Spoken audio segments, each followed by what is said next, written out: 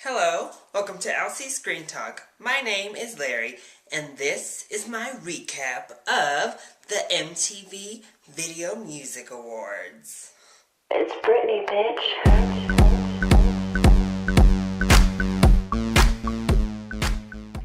So, I had originally planned on separating this review recap out into fashion, performances, and the awards themselves. But honestly, this year was so bland that we're just gonna go with the flow and kind of mush it all together, because really, it didn't deserve three distinct categories. Let's start with fashion, because that always kind of deserves its own little thing. This was supposed to be a best and worst dressed list, but it seems that everyone scraped to the bottom of their closet for the classy old VMAs. So we're gonna do a bad list and the absolute worst list, because I don't really think anybody deserves to be best dressed when they come looking like they did. Jennifer Lopez was probably actually my favorite look overall, because it was like slutty chic. So we got our usual Jennifer Lopez skin all over the place, but it was like a pretty-ish dress. I will say though, her makeup on point. And I also thought it was really cute that Katy Perry had a little nod to Britney, wearing that denim dress and having that little stanky boyfriend she brought with her to the awards show. Who was that? Trying to look like Justin with his denim outfit. That was cute, Katy. Props to you for the homage. Just, Britney still wore it better. But no, I ain't hating on Katy. So who was bad tonight when it comes to fashion? Well, Ariana Grande. Sorry, girl. That little biker chic look you were trying to pull off on the red carpet was not working. It looked like a little girl playing dress up. You are no biker. Sorry. And just something about that weird ponytail thing. It's a little bit different than what she used to do. I'm just sick of Ariana Grande's hair. Change it up, do something, thin it out, give us, I don't know, a new look. I'm sick of the hair. Then we had Taylor Swift, who again was kinda close and barely escaped the worst list with that weird little jumpsuit thing that she was pulling off. I liked the color and the fabric looked kind of cool, but all that lettering over the top was just weird, and then to have the jumpsuit kind of turn into a leotard at the bottom, nah, it wasn't working for me. Plus, that messy, wavy hair, honestly, it looked like she rolled out of her bed and had no hairstylist booked for the event. Never a good thing. Now, let's get to the worst, in my opinion. And the worst male was Adam Levine. Really? One, it's a Lakers jersey. Not a fan. Sorry, LA. Two, you're gonna wear a Lakers jersey with that little cheesy leather biker's jacket to a frickin' award show? Are you kidding me? Terrible. Then, we book it on down to our greasy-haired twins, also known as Iggy Azalea and Rita Ora. Now, I will say, I liked Rita Ora from the neck down. The dress was just very bland. It was a basic red dress. The neckline was terrible and hideous. But that hair was awful.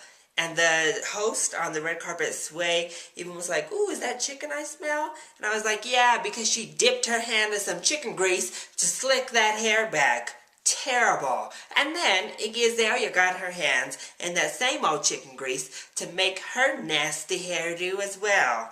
Iggy Azalea is sticking with that weird, slick-backed look recently. Honestly, with all that grease, she is looking like Jessie from Team Rocket, just sticking out way to the back like that. It is not cute. Looking like some grease-soaked mongoose jumped her head. Now, let's get into the performances. And why not start right off at the top? So, Ariana Grande sounded really, really good. I was super impressed with her vocals. I was just like, wow, this girl is killing it on both of the songs that she performed. However, Homegirl still cannot dance. Up there trying to shake her hips, looking like she had a rod stuck straight from the top of her head all the way down to the tips of her toes. I mean, girl, Rihanna laughed at you already, so I'm not going to come for you too hard. Just stick to the vocals. Then we had Nicki Minaj come out and do Anaconda, and it was all well and good. I mean, you know, she just kind of replicated the video to a point. She looked good. That's about all I have to say about her. And then Jessie J came out looking a mess, like Jessie J often does. But again, she sounded great. And when all three of them came together, I thought it was alright. Except for the fact that I think Nicki was rushed onto the stage and they're holding her dress like this. My grandma was watching and she texted me talking about, is she going to rip that off? I was like, no. They pushed her on that stage and she's just holding, trying to rap, holding like, girl, did you not rehearse this? Did you not check a few times to make sure you could get your ensemble on and get on the stage in enough time? She just looked a fool to me at that moment. And they had Nicki's mic super low. Like, the singers were way up here volume-wise, and Nicki was like, I don't know, whispering into the mic, can't even understand her. So, overall, it was a nice opening. I liked it that they diversified it a little bit. Had a bunch of different artists performing the one big number to really get you hyped. And then that was followed by Taylor Swift. Let me just say, Lord is a mess. Child, that outfit was looking crazy, some sort of like dark jumpsuit, but with, you know, some embellishments. It was just, what? Is this how like goth chic does glamour? I don't understand. I didn't get it. And then just the way she introduced Taylor Swift, she kind of like backhanded complimented her on the way in. I was like, oh my gosh, look at Lord throwing her little gothic shade. What? But no, Taylor Swift, I'm not going to give her too much because she looked good. I hate that song. I'm sorry, I'm not on the Taylor Swift going full pop train. The song was pretty terrible. But overall, I actually liked Taylor Swift's performance. It was fun. I liked that little gag she did about not jumping off, even if it is for the VMAs. However, just like Ariana Grande still can't dance, Taylor Swift still cannot sing live. Just lip sync. It's cool. We don't need to hear that. Somebody else who I also kind of wish would have lip synced last night was Usher. Now, he's a prime example because he was doing a lot of dancing and visually I thought the performance was really good. Other than, again, Nicki Minaj had this weird, like, polar bear claws, like, bouncing around the front of her body. Please. But, I thought Usher looked good. The dancing was good. The visual of it all was good. It was just, he sounded so out of breath trying to sing that song. So, I was like, Usher, it's cool. Do a backtrack. We're fine with it when you dance like that. Now, I really enjoyed Iggy Azalea and Rita Ora just for the visuals. So, I think both of them got it pretty wrong on the red carpet for the hair. Guess what? They're still wrong. Rita Ora, you know you a mess for that wig you wore during the performance. A ratted out blonde mess in up atop her head. Oof. And then, you know, Iggy just still with that slick back of mongoose. But the dresses were awesome. These like Black Widow web dresses, they were cool. I thought they looked great. They sounded good too. And then the backup dancers, the ballerinas, they had the little things on their heads, covering their eyes. I thought that they looked awesome. So the visual was great. And I mean, the performance was good. They sounded good again.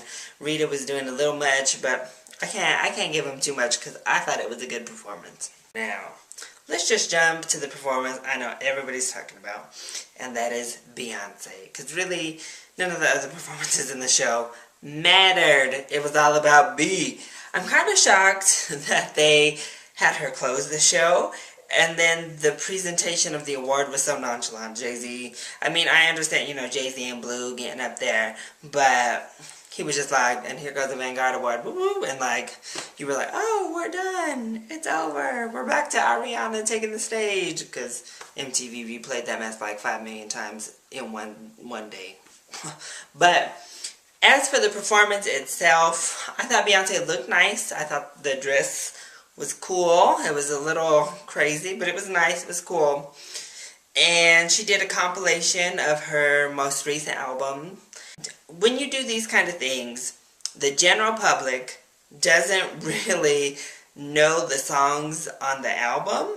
So you kind of open with the song they know, and then you close with the song they know. No, not Beyonce. That's not how she was going to do it. She opened with some obscure song and closed with some obscure song. I understood why she closed, because she wanted to get Blue and Jay-Z up there to make her little point. Say, hey haters, we're still together. Stop that rumor mill. But it was just weird to me not to be closing with either Drunk on Love or Partition or even EXO.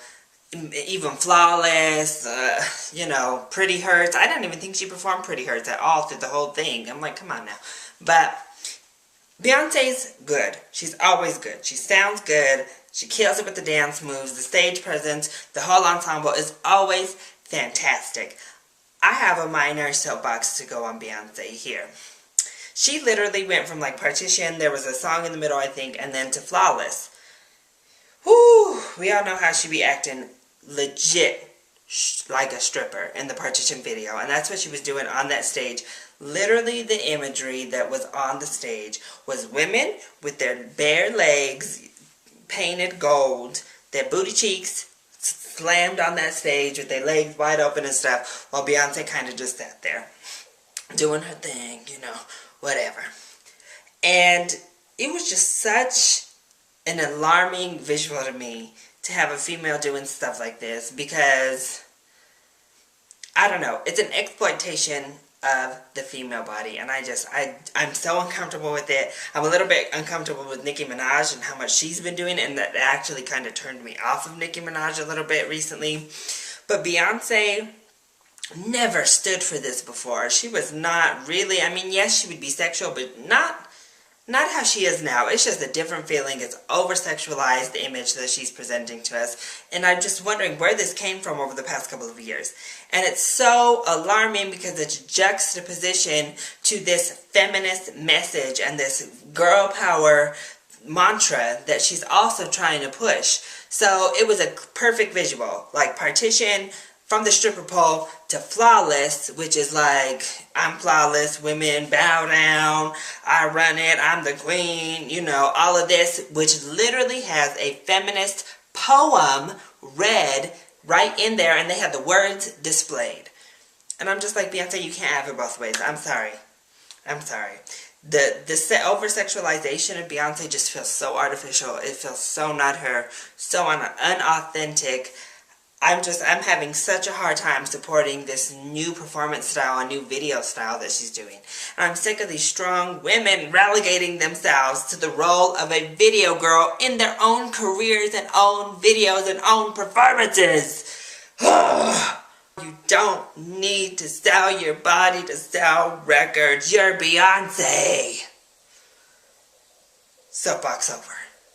Overall, the awards, we don't need to talk about them. They were nothing special. I don't know, the VMAs were kind of blah, kind of boring for me. Let me know, did you watch the VMAs this year? If you did, comment down below. If you liked this review, don't be scared to hit the like button down below. And also don't be scared to subscribe to the channel. I love you all so much for your support. Thanks for watching, and I'll see you next time.